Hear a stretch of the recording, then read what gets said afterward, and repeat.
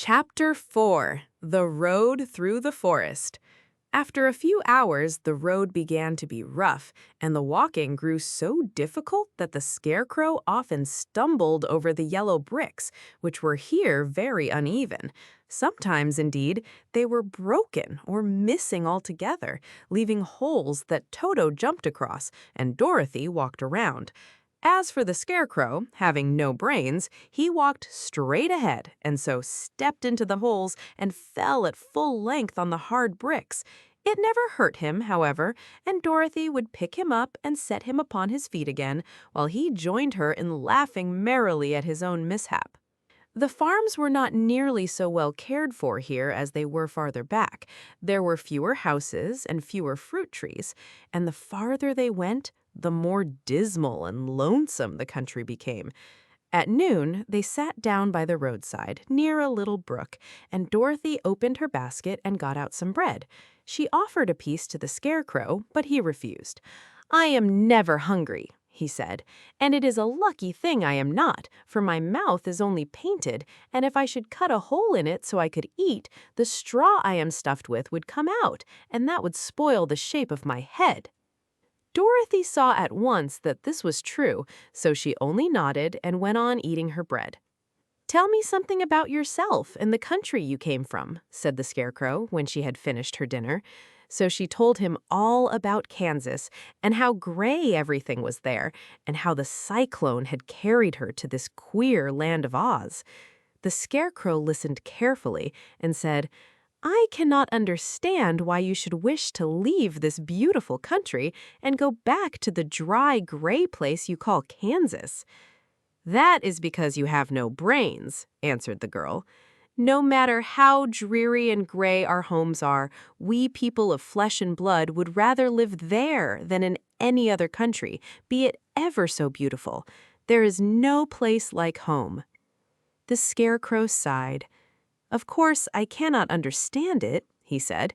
"If your heads were stuffed with straw, like mine, you would probably all live in the beautiful places, and then Kansas would have no people at all. It is fortunate for Kansas that you have brains."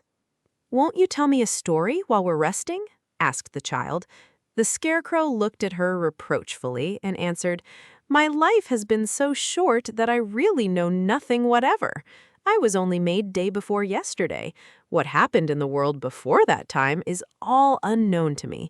Luckily, when the farmer made my head, one of the first things he did was to paint my ears, so that I heard what was going on. There was another munchkin with him, and the first thing I heard was the farmer saying, 'How do you like those ears?'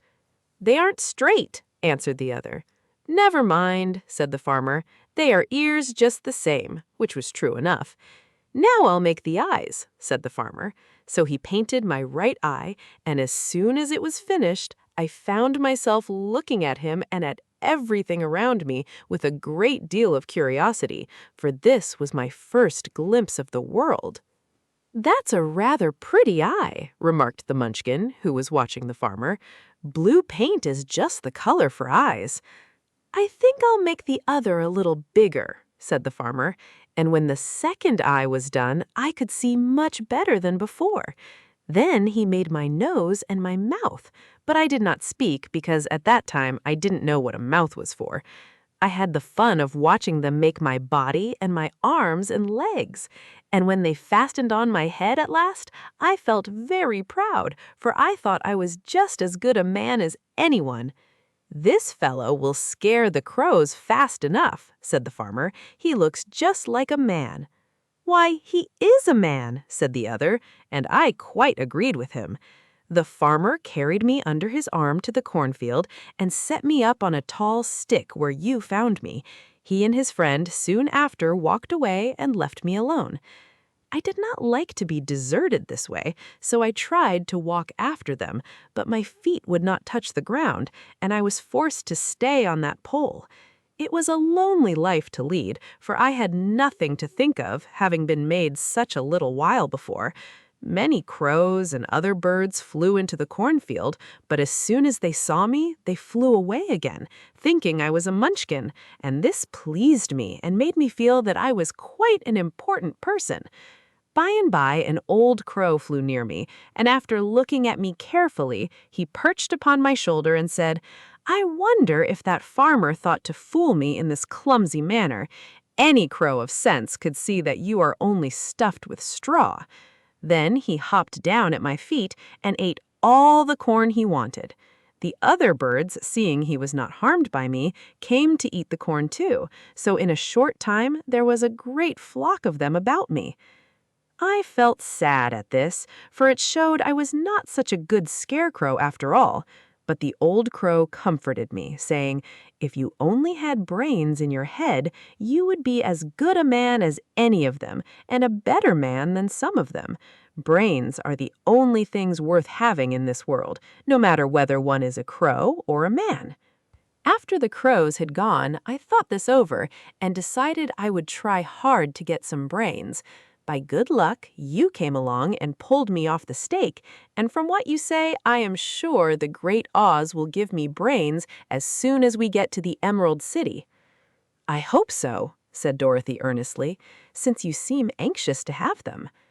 "Oh, yes, I am anxious," returned the Scarecrow. "It is such an uncomfortable feeling to know one is a fool." "Well," said the girl, "let us go." And she handed the basket to the Scarecrow. There were no fences at all by the roadside now, and the land was rough and untilled. Towards evening, they came to a great forest, where the trees grew so big and close together that their branches met over the road of yellow brick. It was almost dark under the trees, for the branches shut out the daylight, but the travelers did not stop and went on into the forest. "If this road goes in, it must come out, and since the Emerald City is at the other end of the road, we must go wherever it leads us." "Anyone would know that," said Dorothy. "Certainly, that is why I know it," returned the Scarecrow.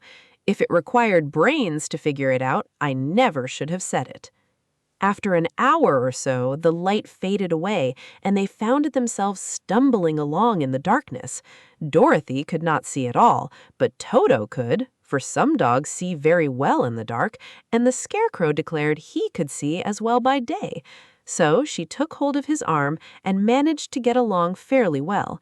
"If you see any house or any place where we can pass the night, you must tell me, for it is very uncomfortable walking in the dark." Soon after, the Scarecrow stopped.